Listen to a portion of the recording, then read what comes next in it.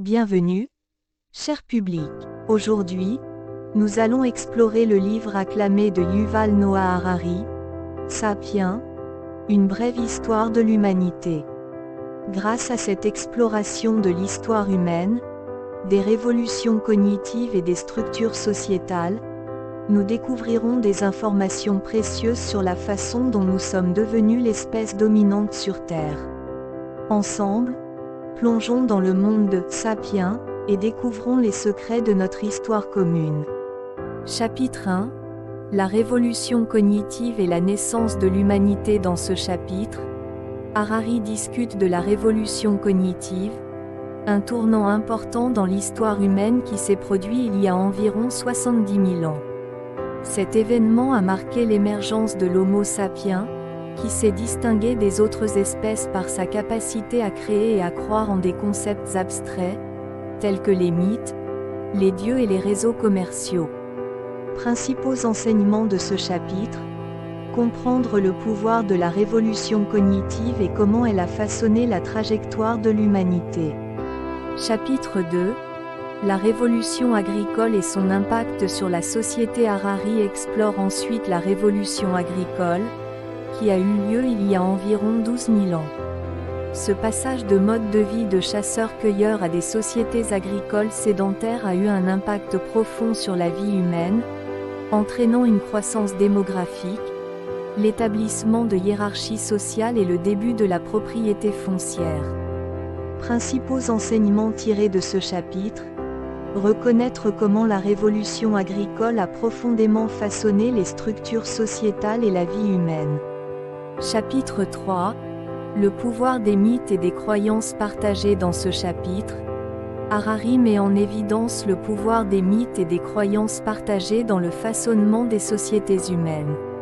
Il soutient que des concepts comme la religion, les nations et les droits de l'homme, bien qu'ils ne soient pas physiquement tangibles, ont une influence considérable en raison de notre croyance commune en eux. Principaux enseignements tirés de ce chapitre: comprendre le pouvoir des croyances partagées et de l'imagination collective pour façonner les sociétés humaines et favoriser la coopération à grande échelle. Chapitre 4. L'évolution de la monnaie et du commerce. Harari discute de l'évolution de la monnaie et du commerce, soulignant leur rôle en tant que système de confiance qui facilite la coopération et la croissance économique.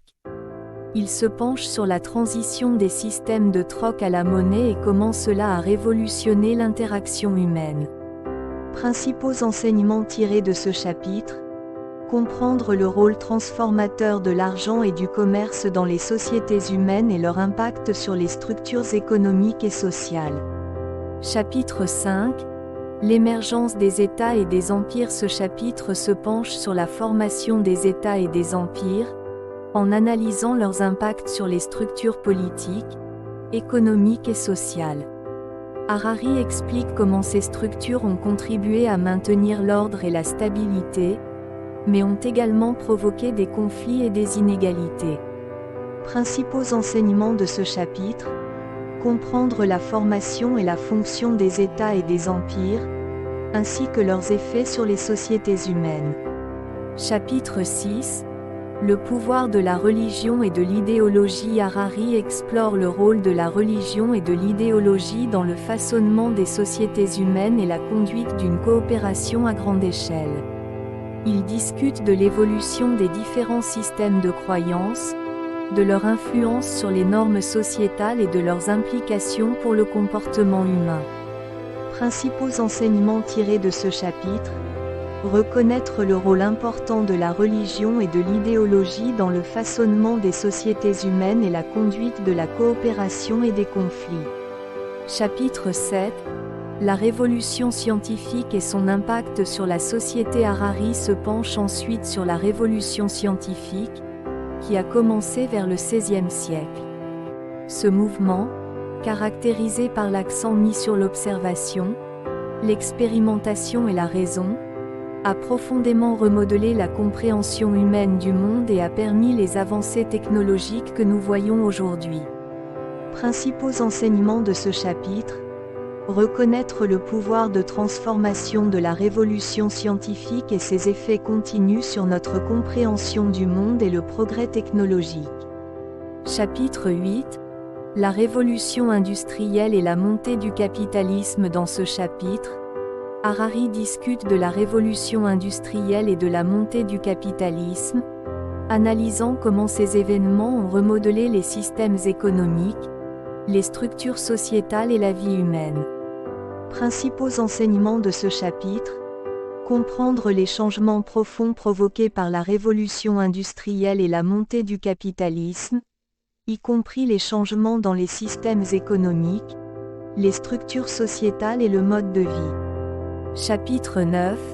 L'émergence du consumérisme. Harari explore l'émergence du consumérisme, notant ses racines dans la révolution industrielle et son impact sur l'économie et la société mondiale. Il explique comment le consumérisme est devenu une idéologie dominante, influençant nos comportements, nos désirs et nos valeurs. Principaux enseignements tirés de ce chapitre: reconnaître l'influence significative du consumérisme sur nos comportements, notre mode de vie et nos structures sociétales. Chapitre 10. Le pouvoir de la technologie et l'avenir de Sapiens. Le dernier chapitre traite du pouvoir de transformation de la technologie et de ses implications potentielles pour l'avenir d'Homo sapiens. Harari explore les implications éthiques et sociétales des avancées telles que l'intelligence artificielle et le génie génétique, en envisageant la trajectoire future de notre espèce. Principaux enseignements tirés de ce chapitre: comprendre les implications potentielles de l'évolution rapide de la technologie pour l'avenir de l'humanité et les considérations éthiques qu'elle soulève. Conclusion: le voyage de Sapiens, une brève histoire de l'humanité, de Yuval Noah Harari propose une exploration complète de l'histoire humaine, mettant en lumière les révolutions, les idéologies et les inventions qui nous ont façonnés.